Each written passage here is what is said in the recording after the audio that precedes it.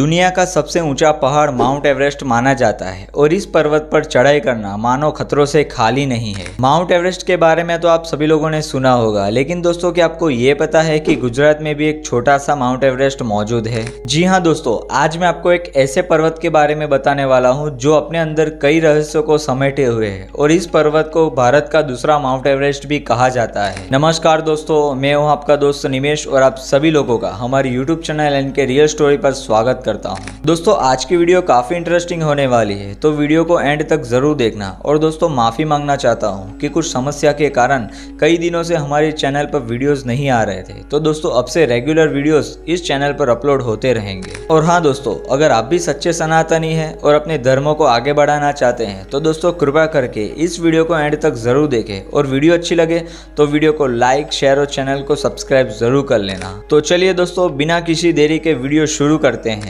वैसे तो भारत में कई ऊंची ऊंची पहाड़ियां मौजूद है और उनमें से माउंट एवरेस्ट को दुनिया का सबसे ऊंचा पहाड़ माना जाता है। लेकिन दोस्तों आपको जानकर आश्चर्य होगा कि माउंट एवरेस्ट से भी दूसरे नंबर का पहाड़ जो कि गुजरात में मौजूद है, जिसे गिरनार पर्वत के नाम से जाना जाता है। जी हाँ दोस्तों, गिरनार पर्वत, इस पर्वत को गुजरात का माउंट एवरेस्ट भी कहा जाता है। गिरनार पर्वत गुजरात के जूनागढ़ जिले में स्थित है। जूनागढ़ शहर से मात्र 2 किलोमीटर की दूरी पर मौजूद ये पर्वत हिंदू धर्म और जैन धर्म के लिए एक पवित्र तीर्थ स्थल भी माना जाता है। पूरे गुजरात में सिर्फ यही एक पर्वत है जिसकी ऊंचाई तकरीबन 4000 फीट जितनी बताई जाती है और ये पर्वत आपको गुजरात के राजकोट शहर से भी साफ साफ दिखाई देता है। अब दोस्तों आप इससे अनुमान लगा लो कि पर्वत की ऊंचाई आखिरकार कितनी होगी कि इस पर्वत को दूर से भी साफ साफ देखा जा सकता है। दोस्तों आपकी जानकारी के लिए बता दूं कि गिरनार पर्वत का एक पौराणिक नाम भी है जिसे गिरिनाथ के नाम से भी जाना जाता है और इसका अर्थ होता है पर्वतों के स्वामी। तो चलिए दोस्तों अब जानते हैं कि गिरनार पर्वत का धार्मिक महत्व क्या है। देखा जाए तो गिरनार पर्वत पर हिंदू धर्म और जैन धर्म के कई मंदिर मौजूद है, लेकिन इस जगह पर हिंदू धर्म का काफी ज्यादा महत्व बताया जाता है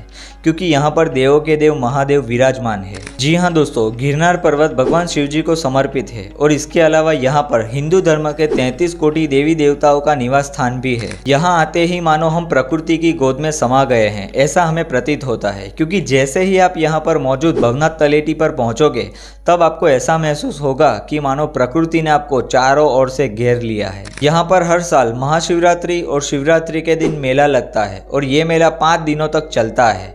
इस बीच यहाँ पर दूर दूर से कई शिव भक्त भगवान शिव जी के दर्शन करने के लिए भी आते हैं। अब दोस्तों बात करते हैं जैन धर्म के महत्व के बारे में। दोस्तों शायद आपको ये नहीं पता होगा कि गिरनार पर्वत पर हिंदू देवी देवताओं के मंदिर और उनकी पूजा आराधना के साथ साथ जैन धर्म के सभी भगवानों की भी पूजा की जाती है। आपको जानकर आश्चर्य होगा कि यहाँ पर कई अखाड़े भी मौजूद है जिसमें स्नान करने के लिए अघोरी बाबा, नागा साधु और कई शिव भक्त दूर दूर से आते हैं। गिरनार पर्वत पर जैन धर्म के 22वें तीर्थकर नेमिनाथ महाराज का मोक्ष स्थल भी मौजूद है। इसके अलावा यहाँ पर 5 प्रमुख जैन मंदिर भी मौजूद है जो कि अत्यंत प्राचीन और पवित्र माने जाते हैं। आज भी यहाँ पर जैन धर्म के दीक्षार्थी तपस्या करते हैं और सभी जैन धर्म के लोग यहाँ पर भगवान नेमिनाथ के दर्शन करने के लिए भी आते हैं और इसी कारण यहाँ पर हिंदू धर्म के साथ साथ जैन धर्म का भी धार्मिक महत्व हमें दिखाई देता है। तो चलिए दोस्तों अब बात करते हैं गिरनार पर्वत के रहस्य के बारे में। दोस्तों गिरनार पर्वत के ऐसे ऐसे रहस्य है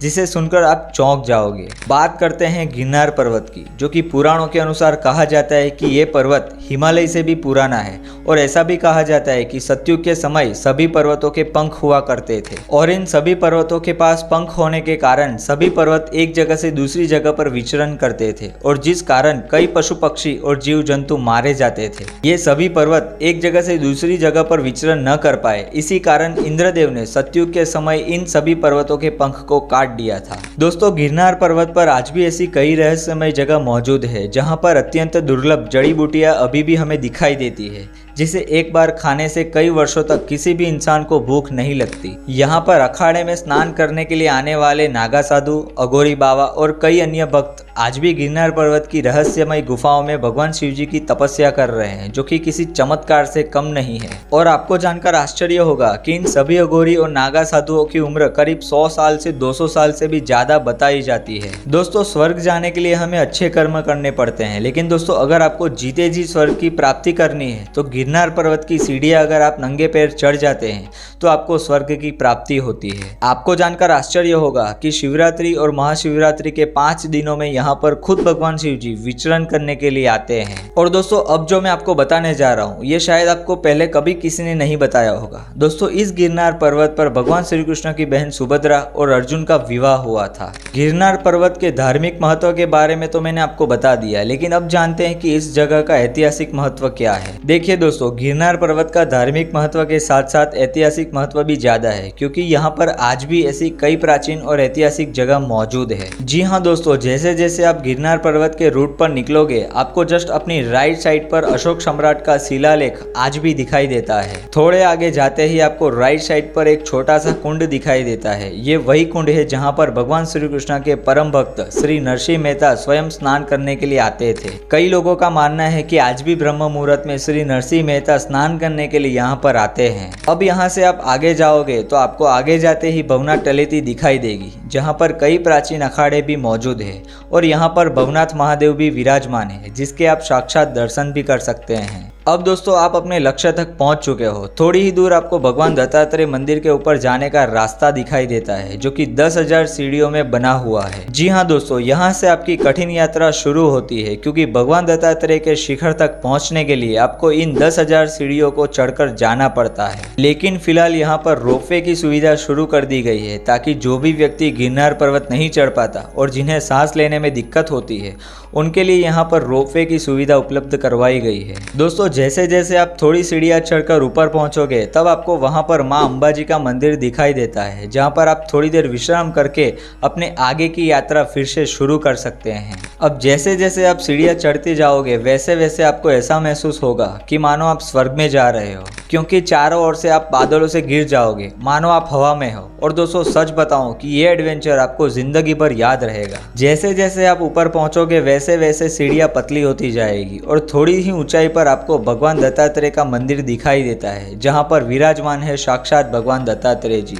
माना जाता है कि त्रिदेव यानी कि ब्रह्मा, विष्णु और महेश ने दत्तात्रेय रूप में यहीं पर आकर तपस्या की थी।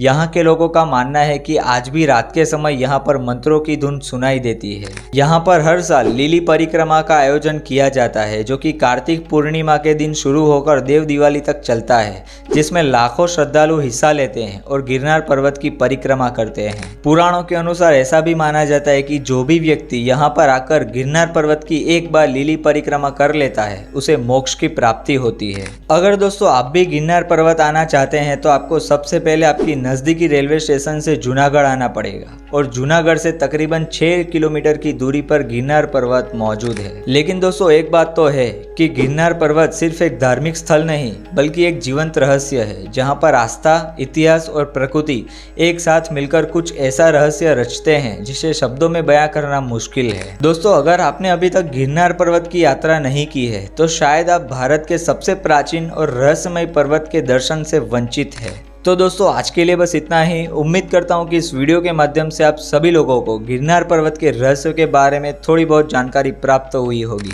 अगर दोस्तों आप भी एक सच्चे सनातनी हैं और हिंदू धर्म से जुड़े हुए ऐसे ही धार्मिक स्थल और रहस्यमय जगहों के बारे में जानना चाहते हैं तो एक लाइक करके कमेंट में हर हर महादेव जरूर लिख देना, क्योंकि दोस्तों आपकी एक लाइक और कमेंट से मुझे वीडियो बनाने में काफ़ी ज़्यादा हिम्मत मिलेगी। तो दोस्तों फिर मिलेंगे और एक नई जगह और एक नए रहस्य के साथ। तब तक के लिए हंसते रहिए, खुश रहिए और अपने सनातन धर्म को फॉलो करते रहिए। हर हर महादेव।